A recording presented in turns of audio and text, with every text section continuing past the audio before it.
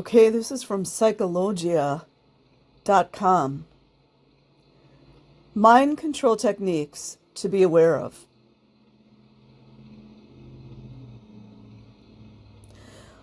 A few months ago, we discussed psychological manipulation in interpersonal relationships. Define the difference between manipulator and influencer, and mentioned some risk factors or emotional hot buttons that make you more susceptible to manipulation, and some signs and symptoms that you are in an emotionally abusive relationship. Today we are going to discuss some real mind control techniques that were traditionally used not just by ordinary people in interpersonal relationships, but also in groups. Isolation. Physical isolation can be very powerful, kind of like the last 5 years. But even when physical isolation is impossible or not practical, manipulators will typically attempt to isolate you mentally. It may be achieved in several ways. From one-week seminars in the countryside to criticizing your family and circle of friends, limiting any other influence by controlling information flow is the ultimate goal. Criticism. Criticism may be used as an isolation tool. Manipulators will usually speak in us against them terms, criticize the outside world, and claim their superiority. According to them, you must feel lucky to be associated with them.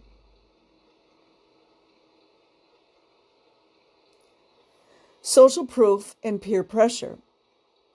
Those who attempt to manipulate large groups of people will typically use social proof and peer pressure to brainwash newcomers. Social proof is a psychological phenomenon where some people assume that the actions and beliefs of others are appropriate, and because everyone does that, they must be justified. It works exceptionally well when an individual isn't sure what to think, how to behave, or what to do.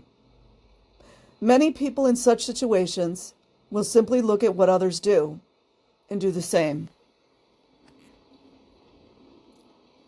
Fear of alienation. Newcomers to manipulative groups will usually receive a warm welcome. They will form many new friendships that seem much deeper and more meaningful than anything they ever have experienced. Love bombing.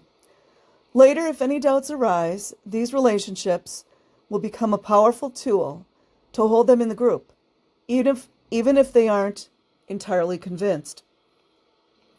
Life in the outside world may seem lonely. Repetition. Constant repetition is another powerful persuasion tool. Although it may seem too simplistic to be effective, repeating the same message makes it familiar and easier to remember. Combined with social proof, repetition delivers the message very effectively. The existence of affirmations as a self-improvement technique is another proof that repetition works. If you can persuade yourself through repetition, chances are someone who may attempt to use repetition to manipulate you into thinking and behaving in a certain way. Fatigue. Fatigue and sleep deprivation result in physical and mental tiredness. You are more susceptible to persuasion when you are physically tired and less alert. A study mentioned in the Journal of Experimental Psychology shows that individuals who had not slept for only 21 hours were more susceptible to suggestion.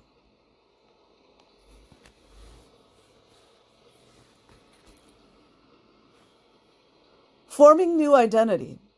Ultimately, manipulators want to redefine your identity. They want you to stop being yourself and become a robot who mindlessly follows their orders. Where have we seen that? Using all methods and mind manipulation techniques mentioned above, They will attempt to extract a confession from you. Huh. Some form of acknowledgement that you believe they are good people doing a good thing. Slight variations are possible. Initially, it might be something seemingly insignificant, like agreeing that group members are fun and loving people, or that some of their views are valid. Once you accept that one little thing, you may be more ready to accept to accept other ideas too. Before you know it, out of the desire to be consistent with what you do and say, you start identifying as one of the group. It's a groupthink. It is particularly powerful if you know that your confessions were recorded or filmed. Huh! We've never seen that, have we? Just in case you forgot, there is physical proof of your new identity. After reading this, you may wonder about groups in your life. Are they manipulating you? Let's pretend you joined Greenpeace. It all started with a small donation, then some fun event, lots of new friends, and before you know it, you are sitting in a little boat protesting shelves drilling in the polar region, while your education and career are put on hold. What happened here? Did Greenpeace manipulate you into doing this? No. They influenced you. While they got you to do something you would never consider doing before, Greenpeace doesn't use you to their advantage. They ask you to do what they believe is right. Although opinions may vary, and you agreed, there is no personal gain here. Compare that to a controlling karate coach who is verbally and physically abusive toward his students, expecting total admiration and obedience in return. He makes them feel like they are the only group of people who are about to know some special secret that will put both Terminator and Rambo to shame.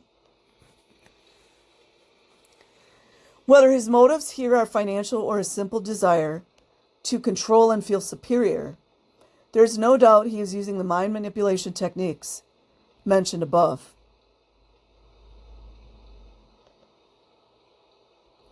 I will leave a link in the description box. Like and subscribe if you choose. Otherwise, have an amazing day or night wherever you are. Peace.